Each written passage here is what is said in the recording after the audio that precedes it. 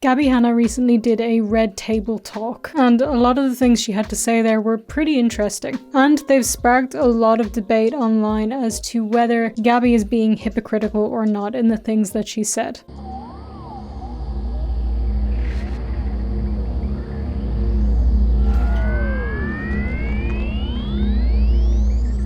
What's crack, it's VangelinaSkov, and today we are going to be talking about Gabbie Hanna. I really didn't think that anything was going to happen that would merit making a video on Gabbie, considering she says that she's now pretty much left the internet, but she's still on the internet. She's just doing music and TikTok, and that all seemed fine, but she has appeared on a Red Table talk. This is actually something that we knew was going to happen for a while. It was hinted at ages ago, and it's finally out for us to watch. And as such, seeing as it is Gabbie Hanna, a lot of people have a lot of very strong opinions about some of the things that she's said. So I just want to talk you over today what she actually did say, some of the arguments that are being made for and against her, and give you some of my own personal thoughts as well. But before we do get into that, if you haven't already, then I would really appreciate if you would please subscribe to this channel and turn on all notifications, not personalized. And if you think you're already subscribed, just do a little double check and make sure that you are, because sometimes YouTube unsubscribes people for absolutely no reason. With that then, let's actually get into talking about Gabbie. So this Red Table talk was about cancel culture, sort of questioning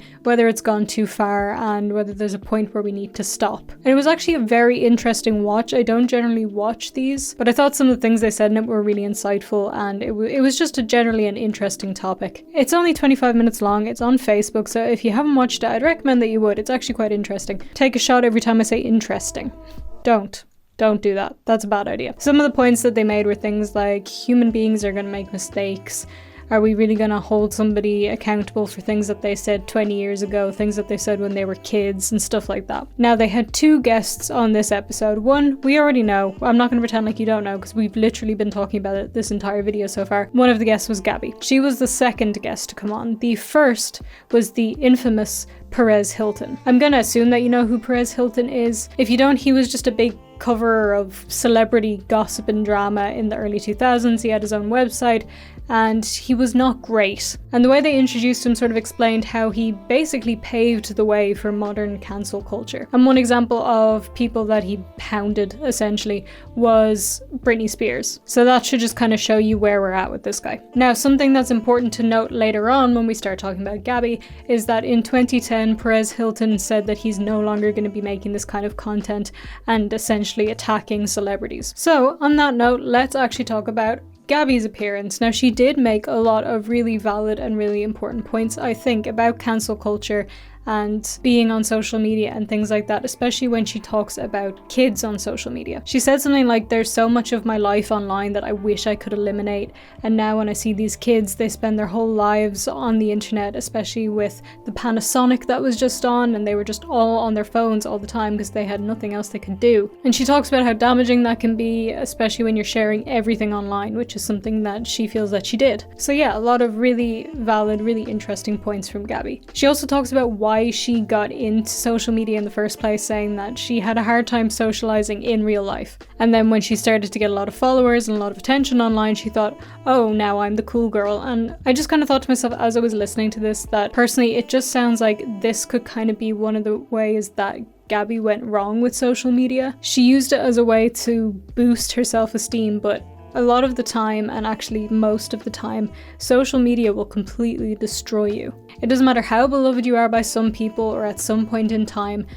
the internet will tear you down, and a lot of people are going to turn on you, say terrible things about you, no matter what. And I think it's just such an important lesson, not just for Gabbie, but for people in general, that we're just basing all of our self-worth on our online presence and engagement and likes. I mean, obviously not all of us are, but it's pretty easy to fall into that trap. But naturally, at some point, people are going to turn on you, or people are going to have negative things to say about you. And if all of your self-worth is tied into external factors like social media instead of internal factors, when people do turn on you, what then? It's gonna destroy you. Anyway, there's my little preachy whatever, sorry about that, kind of went off in a tangent. Let's talk about the rest of the stuff that Gabbie said. The bit that people are pointing out most about what Gabbie said is what she said to Perez Hilton when she comes out and is introduced, because she pretty much, drags him. But the way that she does this is making a lot of people call her out as hypocritical.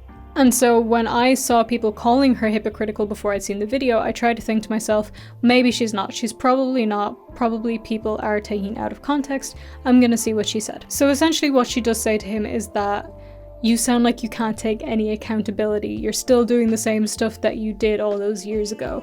Like, you're still doing the same things that you were cancelled for. And you know you don't have to talk about people, that kind of stuff. Which is fair to say, it's definitely a fair thing. But then Perez responds and says something along the lines of, well, you could say the same about you. You've been accused of lots of toxic and hurtful behaviour, and people can do their own research on you.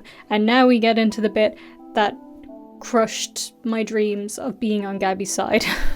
So he said people can do their own research, and then Gabbie replies with, and if you do, you'll see that there's nothing there.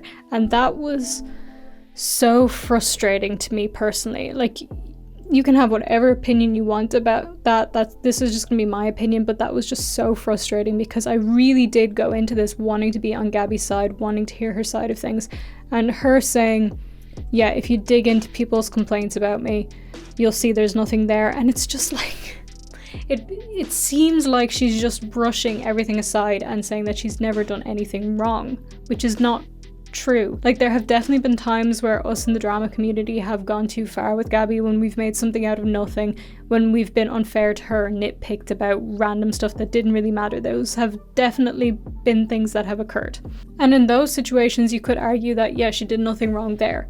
But there are definitely things that she has done wrong that people have called her out for, and to just brush it all aside and say, no, there's nothing there, it's like, I'm not even mad about it, I'm just slightly frustrated about it. It's just like, to dismiss all of her actual wrongdoings is to do the exact same thing that she's saying Perez is doing, to not be able to take accountability.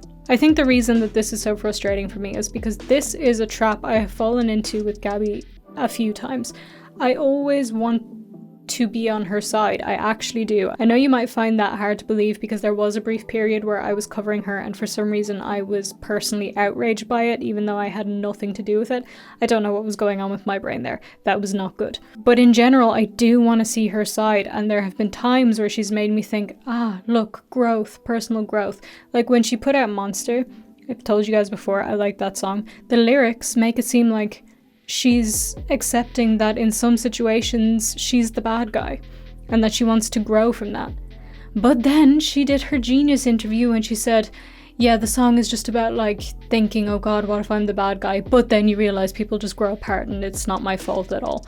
Like, it's and this time again, I wanted to hear her talk about cancel culture, and when she said to Perez Hilton that you're not taking accountability, I thought to myself, well, maybe this means that she's finally, ready to take accountability for some of the things that she has done. Not the things she hasn't done, the things that she has done.